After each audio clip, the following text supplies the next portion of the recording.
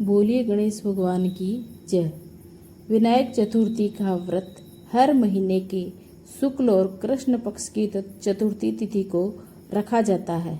मान्यता है कि इस दिन भगवान गणेश की विधि विधान से पूजा करने के साथ व्रत कथा का पाठ करना बहुत शुभ होता है।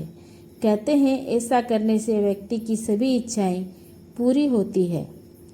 आज साल की पहली विनायक चतुर्थी है। इसे गणेश चतुर्थी, संकटी चतुर्थी और वरदा चतुर्थी भी कहते हैं। इस दिन लोग प्रथम पूजनीय देवता भगवान गणेश को प्रसन्न करने के लिए व्रत तथा पूजन करते हैं।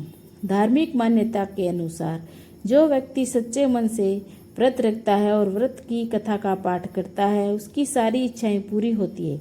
इसके अलावा जीवन के सभी कष्ट और विघ्न भी दूर होते हैं। आइए जानते हैं विनायक चतुर्थी की व्रत कथा। विनायक चतुर्थी व्रत की पौराणिक कथा के अनुसार एक बार भगवान शिव और माता पार्वती नर्मदा नदी के किनारे बैठे थे। माता पार्वती ने शिवजी से समय व्यतीत करने के लिए चौपड़ खेलने के लिए कहा। शिवजी चौपड़ खेलने के लिए तैयार हो गए और इस खेल में हार जीत का फैसला करने के लिए भगवान शिव ने कुछ तिनके एकत्रित कर इसका एक पुतला बनाकर उसकी प्राण प्रतिष्ठा कर दी। भगवान शिव ने उस पुतले से कहा कि बेटा, हम चौपड़ खेलना चाहते हैं, इसलिए तुम बताना कि हम दोनों में से कौन हारा और कौन जीता। उसके बाद भगवान शिव और माता पार्वती के बीच खेल का प्रारंभ हो गया। यह खेल 3 बार खेला जा रहा और तीनों में ही माता पार्वती जीत गई। खेल समाप्त होने पर उस बालक से हार जीत का फैसला करने के लिए कहा तो उस बालक ने पार्वती माता की जगह महादेव को विजय बताया। यह सुनकर माता पार्वती क्रोधित हो गई। उन्होंने बालक को लंगड़ा होने और कीचड़ में पड़े रहने का श्राप दिया। बालक ने माता पार्वती से माफ़ी मांगते हुए कहा कि माता, मुझसे अनजाने में ऐसा हुआ है। बालक द्वारा माफ़ी मांगने पर माता को दया आ गई और उन्होंने कहा कि यहाँ गणेश पूजन के लिए नाग कन्याएं आएगी। उनके कहे अनुसार गणेश व्रत करो, ऐसा करने से तुम्हारे सभी कष्ट दूर होंगे। यह कहकर माता पार्वती चली गई। 1 वर्ष के बाद उस स्थान पर नाग कन्याएं आई।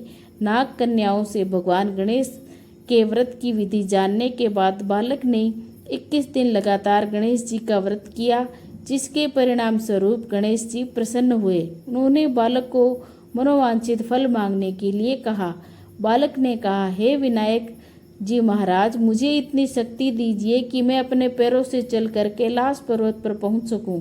भगवान गणेश ने बालक को वरदान दे दिया। इसके बाद वह बालक कैलाश पर्वत पर पहुंचा और उसने अपनी कथा भगवान शिव को सुनाई। चौपड़ वाले दिन से माता पार्वती शिवजी से नाराज हो गई थी।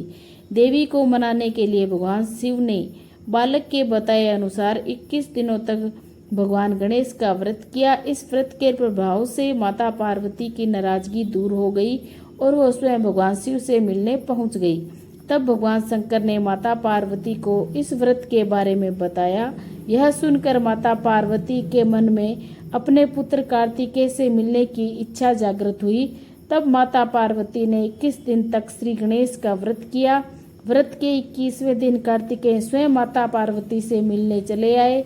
तभी से यह व्रत समस्त मनोकामनाओं की पूर्ति के लिए करने वाला व्रत माना जाता है। बोलो पार्वती माता की जय, शंकर भगवान की जय, गणेश भगवान की जय।